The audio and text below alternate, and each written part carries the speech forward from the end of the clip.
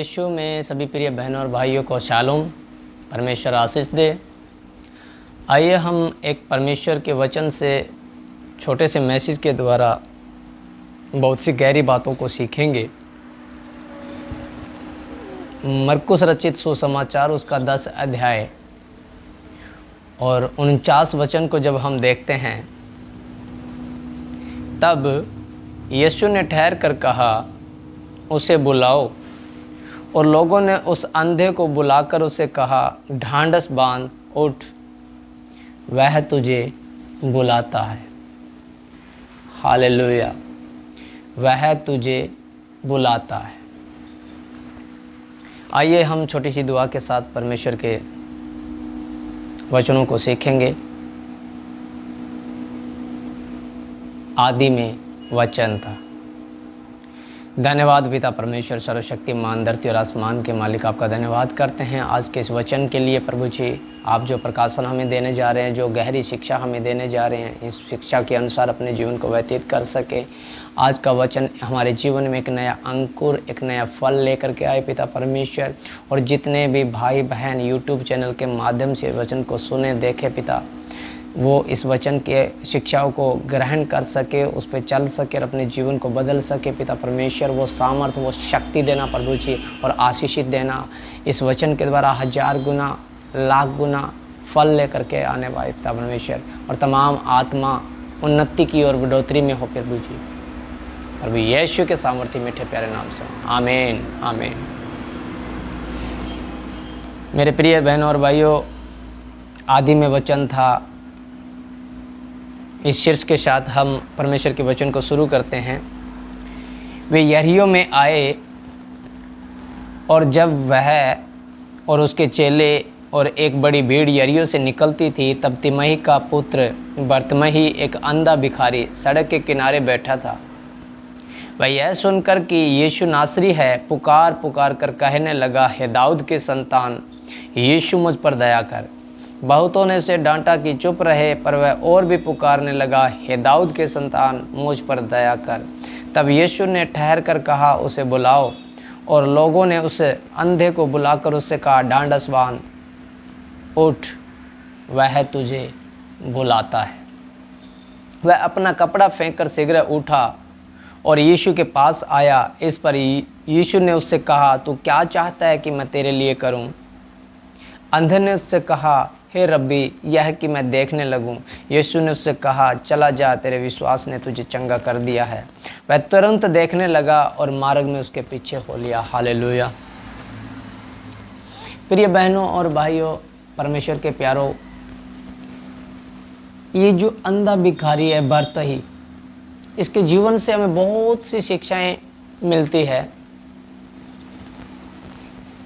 ये आज एक इसके जीवन में एक खुशी का दिन है कि ये आज संसार को देखेगा, आज उन तमाम लोगों को देखेगा जिनको ये नाम से जानता था, चेहरे से नहीं पहचानता था। पर ये क्यों देखेगा? क्या इसके जीवन में खास बात थी कि ये आज देखेगा? तो इस वचन से हमें पता चलता है कि वह एक अंधा होते हुए, एक भिखारी होते हुए, उसे इस बात का पता है कि दाऊद की संतान यीशु नासरी है। हालेलुया। क्योंकि जब हम आज के लोगों को देखते हैं, आज के विश्वासियों को देखते हैं जो मसीह विश्वासी है, उनसे जब बात करते हैं वचन के विषय में, प्रभु यीशु के विषय में जानने की, तो कुछ एक कहते हैं हमें पढ़ना नहीं आता, कुछ एक कहते हैं टाइम नहीं है, कुछ एक कहते हैं हमारे पास दास ही कोई अच्छी शिक्षा वाला नहीं है, हम कैसे समझे, कोई समझाने वाला भी नहीं है। हम इस अंधे से सीख सकते हैं। हालेलुया। ये अंधे का जीवन बता रहा है कि वह अंधा होते हुए, वो आंखों से निर्धन है, आर्थिक स्थिति से निर्धन है। उसके जीवन की सिर्फ एक ही प्रक्रिया है, मांगना और खाना। ना उसे अच्छा देखना, ना उसे बुरा देखना। सिर्फ जो मिला उसे लिया और खाया, दूसरे दिन वही प्रक्रिया।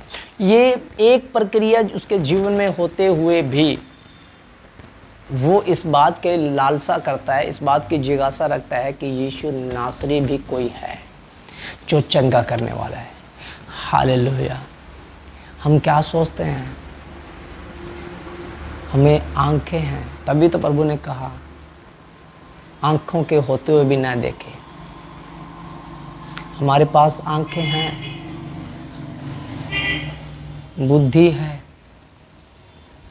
समय भी परमेश्वर ने दिया है,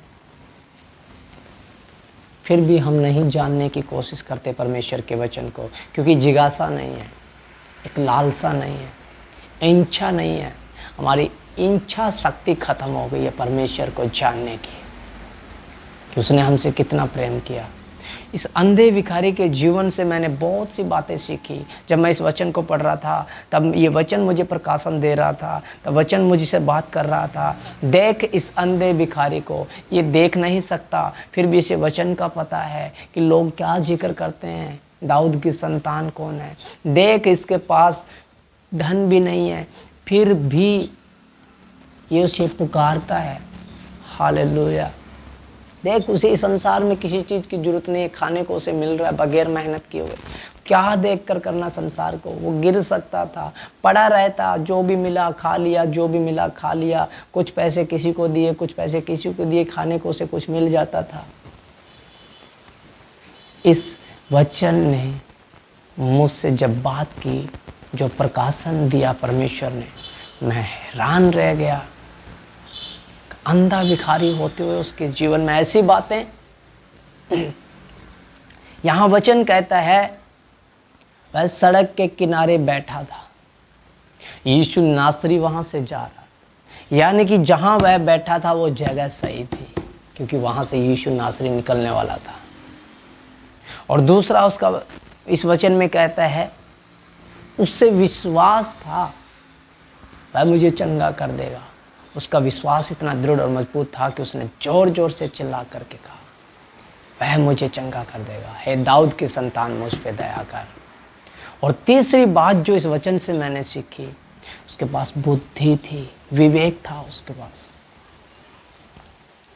ये तीन बातें हमारे जीवन में अगर है तो हम प्रभु के विषय में जान सकते हैं चंगाई आशीष हमारी ही है, क्योंकि आशीषें और बरकतें और चंगाइयाँ परमेश्वर ने इस मनुष्य के लिए ही बनाई हैं। हालेलुया। पर ये वचन हमसे बात कर रहा है, हमारा बैठना कहाँ पे है, हमारी सोसाइटी कैसी है, जहाँ हम बैठते हैं वो कैसे है, हमारी अगुवाई कैसी है कि हमें प्रभु मिले, प्रभु हमारी सुने। हम उससे पुकारते किस रीति से? जब हम उसे पुकारते हैं तब बुद्धि का इस्तेमाल, क्योंकि परमेश्वर का वचन कहता है तुम्हारे बहुत बोलने से तुम्हें लगता है कि तुम्हारी सुनी जाएगी, क्योंकि तेरे वचन थोड़े हो, अन्य जातियों के नहीं जो बक बक करते हैं, तेरे शब्द थोड़े हो। हम पुकारते किस रीति से हैं? विवेक होना चाहिए, बुद्धि होनी चाहिए।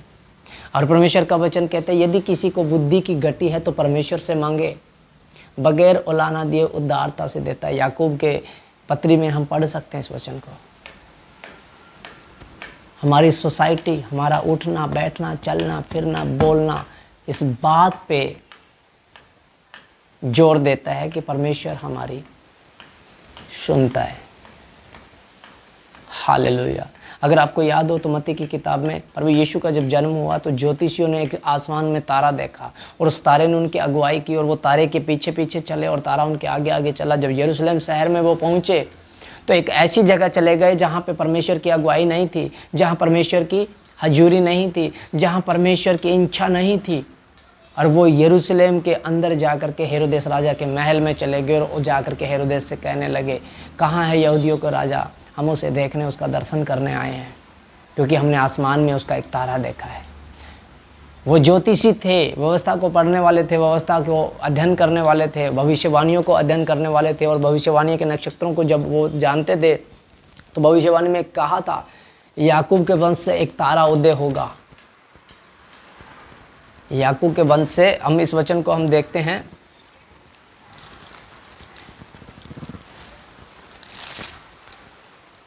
यिर्मयाह की किताब उसका 31 अध्याय और 31 वचन, भजन संहिता 130 अध्याय 8 वचन, और यशायाह की किताब उसका 7 अध्याय और 14 वचन।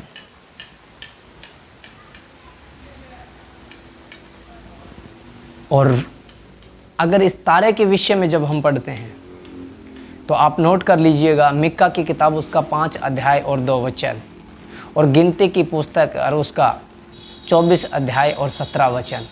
ये 2 वचन याद कर लीजिएगा, मिक्का की किताब उसका 5 अध्याय 2 वचन और गिनती की किताब उसका 24 अध्याय और 17 वचन, जिस तारे का जिक्र था।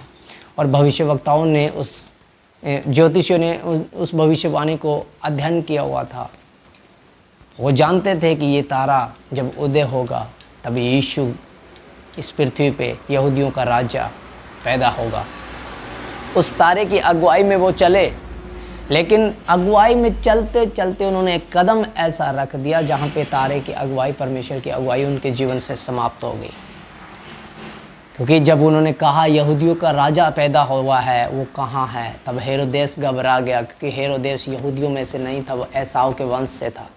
और वह घबरा गया कि तेरे राज्य का अंत होगा अगर यहूदियों में कोई राजा पैदा हुआ है तो। और वो उसे मारने की, क्योंकि यहोवा मनों को जांचने वाला परमेश्वर है। हम जुबान से जो मर्जी बोलें, परमेश्वर मनों को जांचता है। और उसके मन में जो चल रहा था, परमेश्वर ने उसे भांप लिया, उसे जान लिया कि ये उस बालक को मारना चाहता है। तारा वहाँ से गायब। और हेरोदेस उनसे पूछने लगा कि तारा तुमने ठीक किस समय देखा। और फिर बाइबल ये बताती है कि जब ये ज्योतिषी उसके महल से जब निकले तो तारा फिर उनके आगे आगे चला, यानी कि फिर उनकी अगुवाई हो गई। जब वो अपनी जगह पे सही आए, जब उनका दिशा सही हो गई तो परमेश्वर की अगुवाई भी उनके सामने शुरू हो गई। और वो तारा चला और वहाँ ठहर गया जहाँ बैतलहम में प्रभु यीशु का जन्म हुआ। हालेलुया। हमारी अगुवाई कैसी है, उठना बैठना कैसा है, हम कैसी संगति में जाते हैं, हमारा जो दास है जिसकी अगुवाई में हम चल रहे हैं, कैसी शिक्षाएं हैं, क्या बाइबल के अनुसार है। क्योंकि परमेश्वर का वचन कहता है अधर्म के बढ़ जाने से बहुतों का प्रेम ठंडा पड़ जाएगा। लालची, डिंग मार, लोभी, सुख विलास के भोगने वाले, शारीरिक अभिलाषाओं के अनुसार चलने वाले बहुतेरे उपदेशक बटोर लेंगे कानों की खुजली के कारण। कहीं हम ऐसा ही तो नहीं ढूंढ रहे हैं कि ऐसी अगुवाई में तो नहीं चल रहे हैं।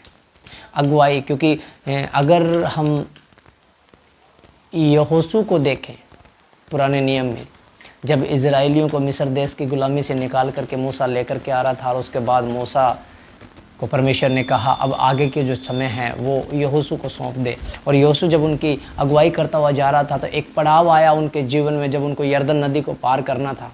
और यरदन नदी के वो पास में डेरे डाले हुए थे, और जब तक परमेश्वर की अगुवाई नहीं आई, जब तक उनके जीवन में बहुत ज़्यादा परेशानी ना आए, क्योंकि उस समय उस नदी में जो जल था वो बहुत कम था। कुछ समय के बाद जब कटने का समय आया तो तब वो नदी उफान पे थी, उसका जल बाहर उमड़ रहा था।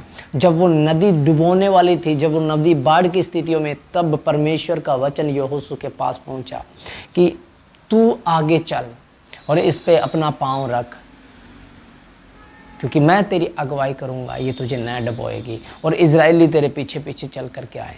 पता है इजराइली यरदन को पार कब कर पाए? जब उनकी अगुवाई ऐसे मनुष्य के साथ थी जो सच्ची आत्मा के साथ, परमेश्वर के साथ जुड़ा हुआ था, तब वो यरदन को पार कर पाए, तब उस परीक्षाओं से वो निकल पाए, तब उस परेशानी से वो निकल पाए, क्योंकि उनकी अगुवाई एक सच्चे मनुष्य के साथ चल रही थी। हालेलुया। हमारा उठना बैठना कैसा है, हमारी सोसाइटी कैसी है, कैसे लोगों के बीच में हम रहते हैं, कैसे बात करते हैं। आज इस वचन से जो हमें शिक्षा मिलती है, इस अंधे के जीवन से, बर्तई के जीवन से जो हमें शिक्षा मिलती है, सबसे पहले जो हमें इससे शिक्षा मिलती है उसमें एक जिज्ञासा है परमेश्वर को जानने की। वो अंधा होते हुए भी वचनों को जानता है, आज से ही हमें जिज्ञासा रखनी है परमेश्वर के वचनों को जानने की। दूसरा एक विश्वास था उसे कि वो चंगा करने वाला परमेश्वर है, जब वो मुझे छुएगा तो मैं चंगा हो जाऊंगा। और तीसरा उसका उठना बैठना सही था, उसे इस बात का अंदाज़ा था कि मैं यहाँ जब बैठा हूँ तो प्रभु यीशु नासरी वहाँ से गुजरेगा और मैं उसे पुकारूंगा। चौथा उसका विवेक, उसने बुद्धि से काम लिया। जब लोगों ने उसे चुप कराना चाहा तो वो चुप नहीं हुआ, उसने और ज़ोर से पुकारा।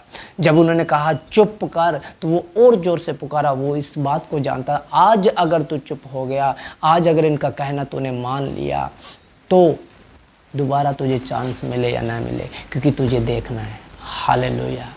बुद्धि से काम लिया। हमें परमेश्वर की उपासना करनी है बुद्धि के साथ। हमारा विश्वास दृढ़ और मजबूत होना चाहिए, बच्चों के समान। बच्चों को विश्वास होता है, ऊपर से छलांग लगा देंगे बच्चे, छत से भी छलांग लगा देंगे। अगर उसका बाप नीचे खड़ा है, आजा बेटा मैं तुझे कैच कर लूँगा, और वो छलांग लगा देंगे, क्योंकि उन्हें विश्वास है मेरा पिता मुझे गिरने नहीं देगा। बच्चों के समान मैं परमेश्वर पे विश्वास रखना है। हालेलुया। हमारी अगुवाई कैसी है उसका मनन करना है, जिज्ञासा मजबूत रखनी है, और परमेश्वर इस वचन से हमारे जीवन को बदले।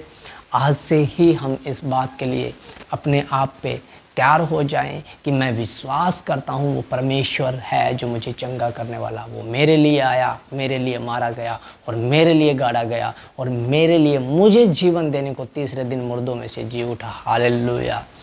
आज वो मुझे बुलाता है। हालेलुया। उठ, वह तुझे बुलाता है। परमेश्वर आपको आशीष दे।